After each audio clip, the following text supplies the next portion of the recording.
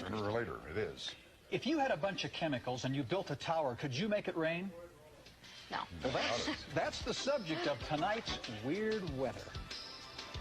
In the early 1900s, there was a gentleman who said he could make it rain. Charles M. Hatfield. Well, he said for $50, he could deliver. Well, Los Angeles farmers said, we need rain. Will you make it rain? He did, and they were so happy, they paid him $100. Well, there was a lake in the area, Lake Hemet. He said for $4,000, he could deliver 4 inches of rain. So he made this tower, and he mixed up some chemicals. Guess what? 11 inches of rain fell, and it rose 22 feet. Operators say it was the best bargain they'd ever had. There was another area that needed it. San Diego City contracted him to fill Lake Marina in 1 year. If he did it, $10,000. If not, he didn't get a penny. January 1st, he put his towers up and started sending his chemicals away. January 5th, it began to rain. January 10th, heavy rain kept going.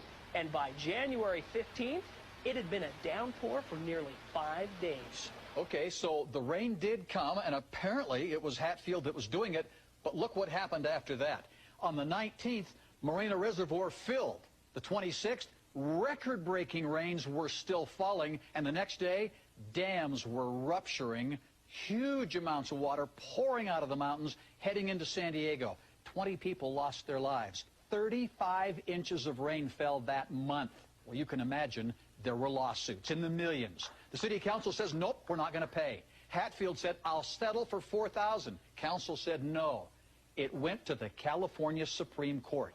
They ruled that was an act of God. Well, if that's the case, neither Hatfield nor the city was liable for the damages. Also, if it was an act of God, then that means Hatfield didn't do it.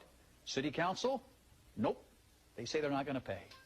Well, Charles Hatfield was known by many names. He was a cloud coaxer, a water magician, a moisture accelerator, the wizard of hope, a pluviculturalist, the great precipitator, but most of the time he was just known as Hatfield the Rainmaker. My. Should have bottled those chemicals. Or Well, maybe not. It was a secret, and even his brother didn't know, but the scientist of the day said there's no way that a man could do that. Well, he asked, well, it kept raining. Well, he was guessing lucky.